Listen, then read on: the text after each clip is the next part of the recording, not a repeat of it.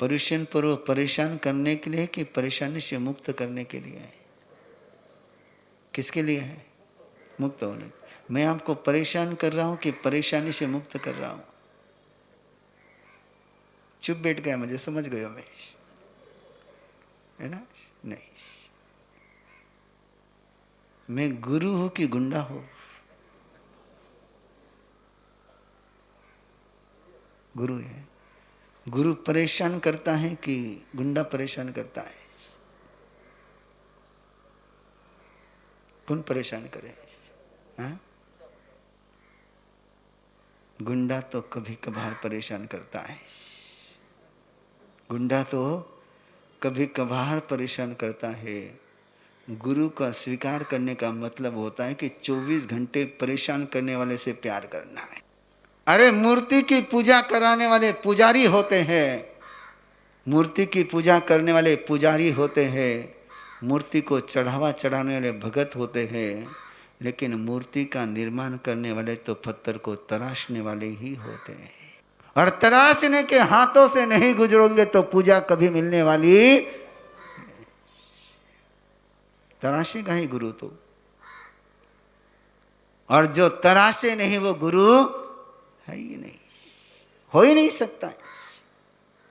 जो मिट्टी को पैरों तले रोंदे नहीं वो कुंभार नहीं हो सकता है। जो पत्थर को तराशे नहीं वो मूर्तिकार हो नहीं सकता है। तुम पूजा तो चाहते हो लेकिन तराशने से इनकार करते हो। मैं परेशान तो करूंगा तुमको, 8 दिन तो तुम्हारे लिए तो मैं पक्का परेशान करूंगा। तुम तुम्हारा सोच के आ जाना, है ना? और अच्छी तरह से परेशान करूंगा। मैं परेशान करने में मास्टर हूं, लेकिन ऐसा परेशान करूंगा, ऐसा परेशान करूंगा कि वापस जिंदगी में तुम्हारी परेशानी नहीं आएगी।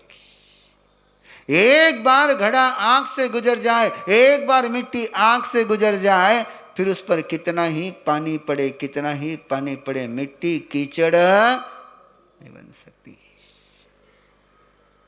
मिट्टी को कीचड़ बनने से बचना हो तो आंख से गुजरना ही पड़ेगा। और कुमार पाल के राय पीछे सिद्धराज के दुश्मन, सिद्धराज के दूत लगे हुए थे। मैं मौत के बचने के लिए जान का भीख मांगते हुए जंगल जंगल घूम रहा था। 3 दिन तक खाने और पीने को कुछ नहीं मिला था। एक पेड़ के नीचे जाकर के बैठा था। कब दुश्मन आएंगे पता नहीं था। भूख बहुत लगी हुई थी, खाने को कुछ नहीं मिला था। 3 दिन तक न खाने को मिला न पीने को मिला। कौड़ी एक पास में नहीं थी।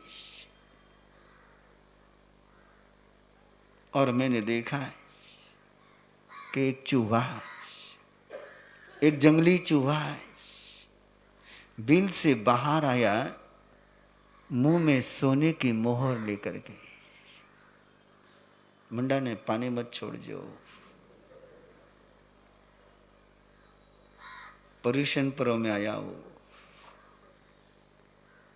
एक चूहा बाहर आया, सोने की मोहर बाहर लेकर के आया, मोहर रखी, अंदर बिल में गया, दूसरी मोहर लेकर आया, अंदर बिल में गया, तीसरी लेकर आया, अंदर गया, चौथी, पांचवी, छठी, सातवीं, और वो मोहरे लाता गया, एक पर एक रखता गया।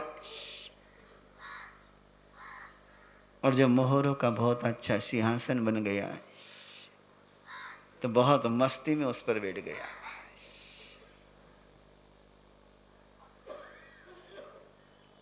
थोड़ी देर उसकी मस्ती ली और बाद में सिंहासन से उतरा, एक सोने की मोहर मुंह में पकड़ी बिल में चला गया।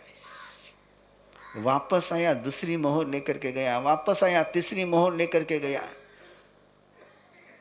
और मेरे दिमाग में आया, मेरा सोच चलने लगा, ये सोने की मोहर इसके क्या काम की? इस सोने की मोहर की जरूरत मुझे है, ये आज मुझे मिल जाए तो पेट भरेगा। वो चौथी बार सोने की मोहर लेकर के गया और पांचवी बार आने के पहले मैंने सारी सोने की मोहरों पर कब्जा कर लिया। वो चूहा बाहर आया, उसने अपनी सोने की मोहरें खोजी, दिखी नहीं, इधर उधर खोजता रह गया, इधर उधर खोजता रह गया, इधर उधर खोजता रह गया। और जब सोने की मोहर नहीं मिली तो सामने एक पत्थर पड़ा हुआ था, उस पत्थर पर सिर पटक पटक करके मौत के मुंह में चला गया।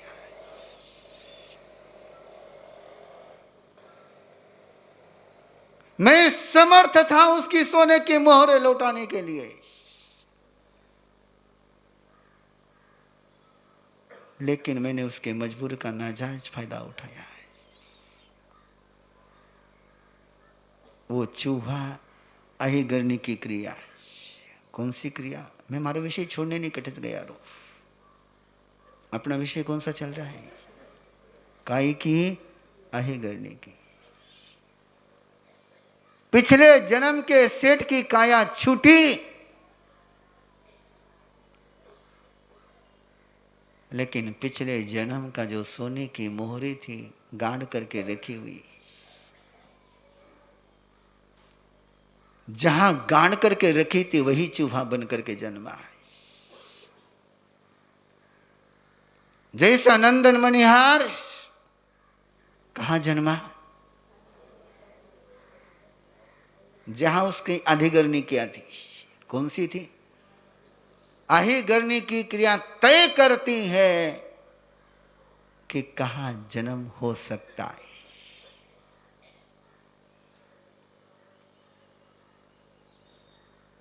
मरते समय में जो लेशा होगी वहां उस लेशा में जन्मोंगे, और मरते समय में जिस क्षेत्र का ध्यान होगा उस क्षेत्र में जन्मोंगे। अहिगरनी की क्रिया है। आयुष्य कर्म तो गति तय करेगा, गति नाम कर्म गति तय करेगा, लेकिन जगह तय कौन करेगा? क्षेत्र कौन तय करेगा? ये अहिगरनी की क्रिया है।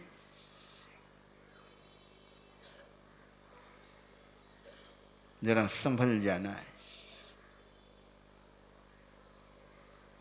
पता नहीं कहां जन्म लेना पड़ जाए। आयुष्य कर्म का बंध होते समय जहां तुम्हारी आसक्ति का संबंध रहेगा, जहां तुम्हारी पकड़ रहेगी, जिससे तुम जकड़े हुए रहोगे, मरने के बाद जन्म वहीं पर होने वाला है। आयुष्य कर्म के बंध के समय में जो लेशा होगी, मरते समय में वही लेशा आएगी, वही क्षेत्र आएगा, वही भाव आएगा।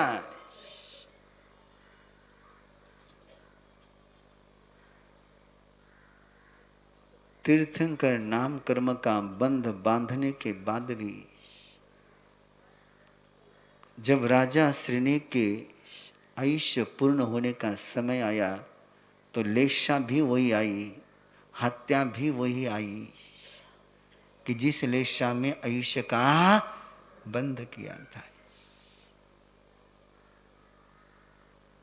जदले से बंधई तदले से उदयी, जदले से मरई तदले से जमई। संभाल लो स्वयं को, संभाल लो अपने परिवार को, संभाल लो अपने जीवन को। ये पर्युषण पर्व आया है और इस पर्युषण पर्व में सारी अधिगरणी की क्रिया को बहुत गहराई से समझते हुए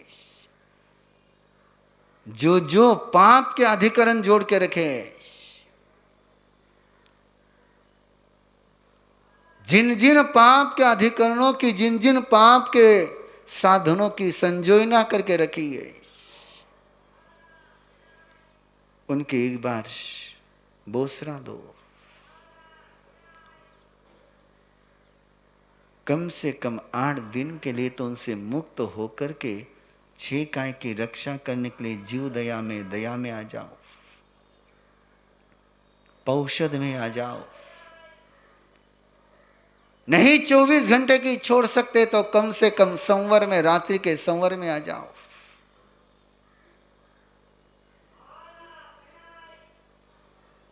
घर का अधिकरण कम से कम 8 रात को तो छूट जाए।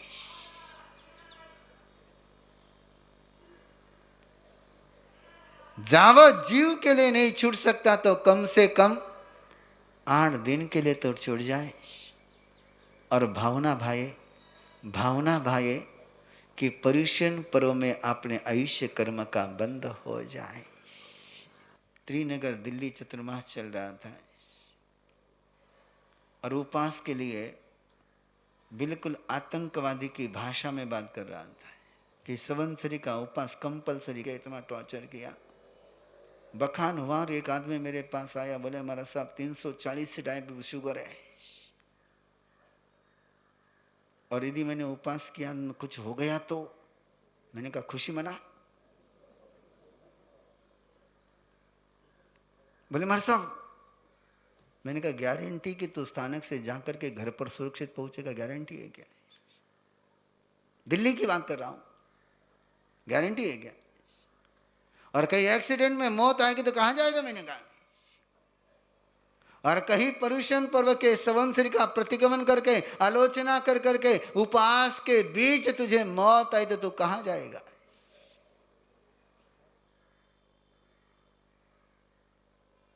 तो यदि पर्युषण पर्व की तपस्या में संवत्सरी के दिन उपवास में मौत आ जाए तो खुशी मनाने की रोना, जल्दी बोलो, तैयार हो जाओ, तैयार हो जाओ और तैयार कर लो। No option. संवत्सरी के उपवास का ऑप्शन है नहीं है, ऑप्शन नहीं है। मैं किसकी तैयारी कर रहा हूं? पर्युषण पर्व कैसे मनाने, ये तो शुरुआत है। आगे सुनते जाना क्या क्या आता है ना? क्या करूंगा? ऐसी बातें सुनोगे तो क्या होगे तुम? परेशान होंगे कि क्या होंगे कि नहीं होंगे? ना खाना छूटेगा, न घर छूटेगा, न महाराज की बात भुला पाओगे। या तो बात सुन करके घर छूट जाए तो खुशी है ना, और बात सुन करके भी स्कूटर चला करके आना पड़ेगा तो आते समय तो परेशानी। वो जैसे स्कूटर शुरू करोगे मेरी बात तो याद आएगी आएगी, जैसे कार में बैठोगे बात तो क्लिक करेगी ही करेगी। अरे कई कर रही है, कई हो रही है। और यही झटका यदि तुम्हारे मन में लगता रहा, क्यों बोल रहा हूं, ये झटका तुम्हारे मन में लगता रहा तो उस होने वाली क्रिया का बंध हल्का होगा कि भारी होगा? और ये बिना झटके के तुम उस क्रिया को करते रहोगे तो तुम्हारा बंध गहरा हो जाएगा। पाप करो तो परेशान होकर के, पाप करो तो परेशान होकर के, पाप करते हुए जो रो गया, पाप करते हुए जो रो गया वो पाप के फलों में हंस गया। और हंसते हंसते जिसने पाप किए वो पाप का फल लेते समय रोता ही रह गया है। पहले के श्रावक तो चौमासे में वाहन का प्रयोग बाहर गांव के लिए, और आज मैं तुमको केवल पर्युषण के लिए कह रहा हूं तो भी सोचना पड़ रही है, कट्ठे कट्ठे जाओ है।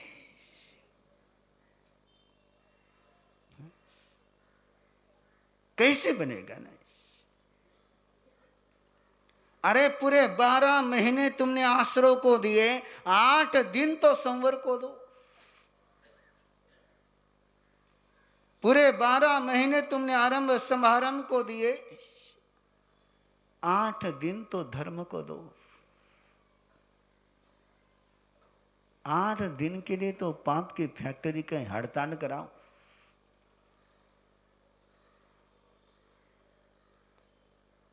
कब तक चलाओगे इस पाप की फैक्ट्री को? अरे गरने क्या क्रिया से मुक्त होने के लिए पर्युषण पर्व तुम्हारे पास आया है। महावीर गाथा हर साल सुनाता हूं, अंतगढ़ सूत्र भी हर साल सुनाता हूं, उत्तराध्ययन भी हर साल सुनाता हूं, लेकिन बासी रोटी कभी नहीं खिलाता है। अपना एक ही नियम है। कल छोटे माँ साहब कह रहे थे ना, खाना किसे खाओ, ताजो खाओ, कद खावाला ताजो, सामने वालों पुरुषीला तो ताजो खावाला ना, सामने वाला बासी पुरुषीला तो कई खावाला मानिश। ते पूछो नहीं, मैंने पूछन चाहिए तो मारे साहब, मैं तो वही खावाला जो को सामने वाला पुरुषीला। अब सामने वाले ने बासी परोसा तो क्या करेंगे? अब ये गोचरी जाते हैं, वहां ये नेम लेकर के जाएंगे ताजा ही खाना लाएंगे, गोचरी नहीं मिली ला, है ना? और ताजा खाना लाने का मतलब क्या है? गोचरी लेने के पहले जिस आंगन में गोचरी के लिए गए हैं उस परिवार ने सुबह घर में प्रार्थना करी हो, स्वाध्याय किया हो, व्रत प्रत्याख्यान लिया हो, चाहे नवकार्षि का लिया हो, चाहे द्रव्य की मर्यादा करी हो, चाहे 14 नियम का चिंतन किया हो, तो उस घर का आहार ताजा है। और जिस घर आंगन में सुबह पचकान नहीं हुई है उस घर का आहार बासी है। कौन सा आहार बेरौला संतान है? ले लो नेम, है ना? ताजो म्हणजे तवामध्ये उतरायला कोणी? ताजा का मतलब हाँ व्रत पचकान। और यदि व्रत प्रचकान तुम्हारे घर में शुरू हो गए, धर्म आराधना सुबह सुबह तुम्हारे घर में हो गई, सुबह भक्तामर हो गया, पूछे सुनम हो गया, लोगस का उच्चारण हो गया, नमस्कार महामंत्र का जाप हो गया, और कोई प्रचकान घर में हो गया, तो उस घर का आहार कैसा रहेगा? ताजा रहेगा। तो एक तो पचकान लो कि कम से कम 8 दिन बासी खानो खावाला कोने, बासी खानो खिलावाला कोने।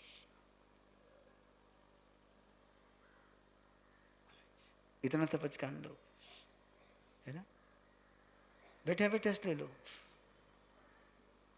मैं खड़ो खड़ो रहो तो लोग मंगल पाठ सुनने का तैयारी में जाएगा, है ना? जोड़ो हाथ। थाने बासी खाओनो है कहीं? जिन्हें जिन्हें बासी खाओनो है वो बासी बेराए, वो बासी परोसे तो भी तुम ताजा खा सकते हो। परोसने वाला बासी परोसे तो भी तुम ताजा खा सकते हो, यदि तुमने पचकान लेकर के मुंह खोला है। पचकान लेकर के मुंह खोला तो कौन सा खाना खाओगे? और बिना पचकान लिए मुंह खोला तो कौन सा खाना है? वो ताजा परोसेंगे तुम बासी खाओगे। दोनों ही विधियां है। ताजे को बासी करने की भी टेक्निक है और बासी को ताजा करने की भी टेक्निक है। आई गर्निया क्रिया में जो रहते वो बासी खाते, और जो पचखाने में आ जाते, जो पचखाने क्रिया में आ जाते हैं, उनका खाना ताजा हो जाता है।